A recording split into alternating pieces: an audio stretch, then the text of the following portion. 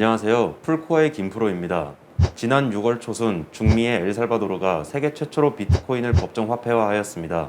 이번 선택이 비트코인 생태계와 엘살바도르 자신에겐 어떤 영향을 미칠 것인지와 처지가 비슷한 제3세계에 어떤 영향을 끼칠지에 대해 간략히 알아보는 시간을 갖도록 하겠습니다. 영상 시작 전 풀코어 채널 구독과 좋아요 눌러주십시오.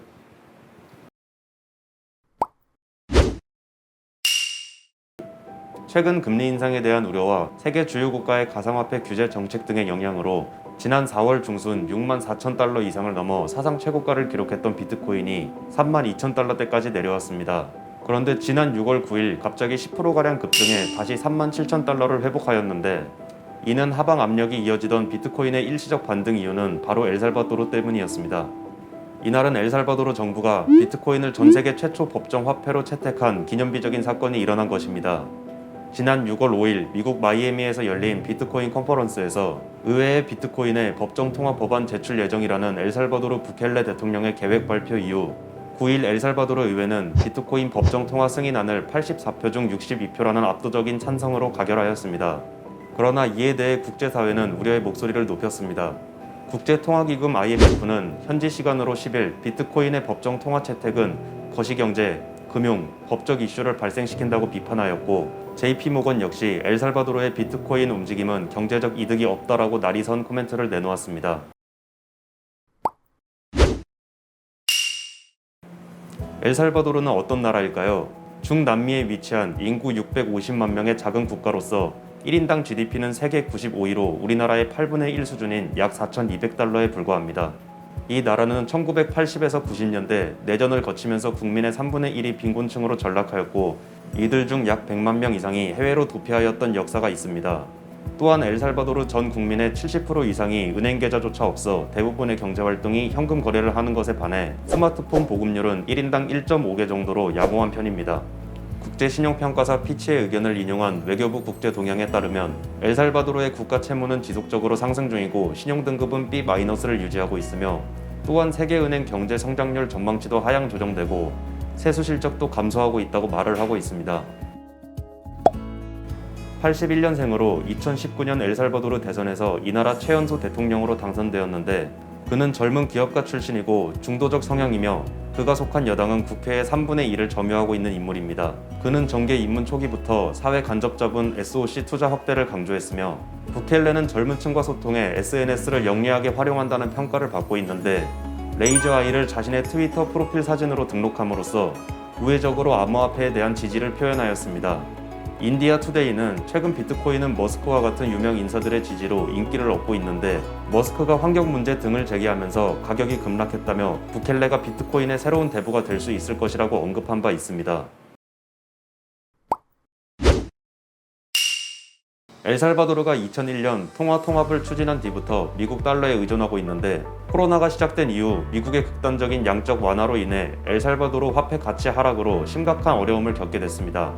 포브스가 7일 보도한 바에 따르면 미국 통화량은 지난해 2월 15.35조 달러에서 올해 5월 20.26조 달러로 32%나 급증했는데, 이처럼 급격한 통화량의 증가는 미국 역사상 처음입니다.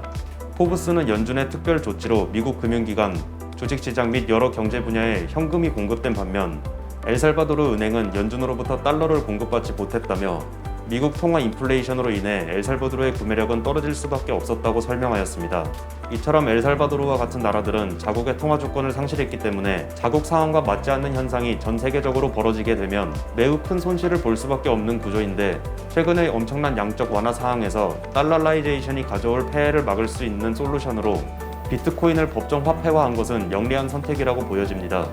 부켈레 대통령은 현지 시간 9일 자신의 트위터를 통해 국영 지역 발전 회사의 대표에게 비트코인 채굴 시설에 대한 계획을 세우라고 지시하였는데, 채굴은 매우 값싸고 100% 청정하고 100% 재생이 가능한 화산을 이용한 탄소 배출 제로 에너지라고 말하며, 암호화폐 데이터 분석 업체와의 인터뷰를 통해 채굴 시설을 중심으로 한 산업단지를 조성하겠다는 포부를 밝히기도 했습니다.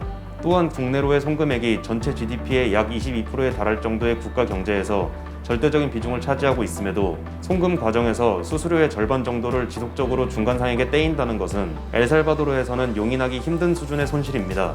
그리고 전 국민의 70% 이상이 은행 계좌가 없는 것에 반해 스마트폰 보급률이 1인당 1.5개 정도이므로 이것을 활용한 새로운 금융 시스템의 구축은 합리적인 것입니다. 이처럼 엘살바도르는 파이낸셜 시스템이 높지 않아 비트코인이라는 신뢰할 수 있는 모멘터리 네트워크를 수용할 정치적인 인센티브가 큰 상태입니다. 부켈레는 비트코인의 법정 통화 채택이 미 달러화에 예속된 자국 경제 주권의 부분적 회복과 동시에 화산 에너지를 활용한 채굴을 통해 일자리를 창출하고 비트코인을 통한 새로운 경제, 사회 시스템을 구축함으로써 공식 경제 밖에 있는 이들에게 금융 접근성을 제공하는 데 도움이 될 것이라고 주장하고 있습니다. 이에 더해 비트코인의 1%만 엘살바도르에 투자된다고 해도 GDP가 25%가 늘어날 것이라는 게 그의 계산인데 거기에 한술 더 떠 3BTC를 낸 사람에게 영주권을 부여하겠다는 구상도 내놓았습니다. 비트코인이 이 나라에서 제대로 된 결제 수단으로 작동할 수 있을지에 대해 미지수라는 지적도 나옵니다. 이에 대해 엘살바도르는 스트라이크라는 블록체인 업체와 제휴를 맺고 비트코인 관련 금융 인프라를 구축한다는 계획입니다. 그리고 비트코인과 달러의 교환 비율을 시장에 맡기겠다고 하며 비트코인의 높은 변동성에 대한 리스크를 줄이기 위해 정부에서는 신탁펀드를 운영해 상인들이 손해보는 일이 없도록 할 것이고 또한 달러를 배제하는 것이 아닌 달러와 비트코인 모두 법정 화폐로 활용할 계획이라고 말했습니다. 엘살바도르 등의 제3세계 국가들의 달러 송금 수수료에 대한 불만에 대해 디지털 지갑 기업인 스트라이크는 비트코인 라이트닝 네트워크를 이용하여 수수료 무료의 전세계 환전 송금 서비스를 개발 제공하고 있다고 얘기했으며 부켈레 대통령은 스트라이크와 파트너십을 체결하고 엘살바도르의 비트코인 기술을 위한 금융 인프라를 구축하기로 했다고 발표했습니다. 앞서 스트라이크는 지난 3월 엘살바도르에서 모바일 결제 애플리케이션을 내놨습니다. 해당 방송에 따르면 잭 말러스는 이날 컨퍼런스에서 디지털 화폐를 법정 화폐로 채택하면 엘살바도르는 가장 안전하고 효율적이며 전 세계적으로 통합된 개방형 결제 네트워크를 얻을 것이라 주장했다고 합니다. 근본 실험 과정에서 예상되는 부작용으로는 올해에만 29,000달러에서 64,000달러대의 극심한 변동성을 보이는 것에 대한 고려가 있어야 한다는 것과 전 국민의 70% 이상이 은행 계좌 및 신용카드조차 없는 후진적인 경제 시스템에서 과연 스마트폰을 활용한 새로운 시스템의 정착이 가능할 것인가에 대한 현실적 우려가 존재하고 엘살바도르 내 범죄 집단의 기승은 사회 경제적 불안이 가중된 상황에서 이번 실험 성공의 또 다른 변수가 될 것으로 보여집니다. 엘살바도르는 지난해 4월 코로나 위기를 이유로 IMF에서 3억 8,900만 달러를 긴급 지원받았었고 최근 추가 지원을 요청한 상태인데 하필 이런 와중에 비트코인을 법적 통화로 전격 채택하면서 암호화폐의 부정적인 IMF와의 협상에서 변수가 될 수 있다는 우려가 나오고 있습니다. 엘살바도르가 비트코인의 송금에 초점에 맞췄음에도 예기치 않게 리플이 소외되었는데 리플은 은행 간 제휴를 통해 글로벌 네트워크를 활발하게 만들어왔지만 정작 비트코인이 법정 화폐가 되는 과정에서 리플이 들어갈 수 없는 상황이 만들어진 것입니다. 향후 가상화폐에 대한 거래가 더 활발해지고 대중화되면 수수료와 속도 때문에 리플이 주목을 받을 수 있을지 모르지만 사람들이 이번 사건을 통해 비트코인이 해외 송금에도 일반 화폐에 비해 훨씬 유리하다는 인식을 가지게 되었기 때문에 리플은 어떻게 해서든 자신의 가치를 높여야 할 것으로 보여집니다. 대중들은 기술만으로 선택하지 않습니다. 중남미 및 탄자니아를 위시한 아프리카 몇몇 국가들은 기존 경제 시스템이 매우 부실한 관계로 여타 주류 국가들에 비해 비트코인과 관련된 시스템을 받아들이기가 상대적으로 훨씬 쉬울 것이기 때문에 엘살바도르의 선택을 본 비슷한 처지의 국가들에게 트렌드화되는 사건이 벌어질 수도 있다고 보여집니다. 실제로 많은 중남미의 정치인들이 그들의 트위터를 통해 비트코인의 우호적인 정책을 추진하겠다는 의사를 표시하였는데 파라과이의 정치인 중엔 수력 발전을 통해 크립토 산업을 자국에서 키우기 위해 관련 정책을 추진하겠다고 언급한 사람도 나왔습니다.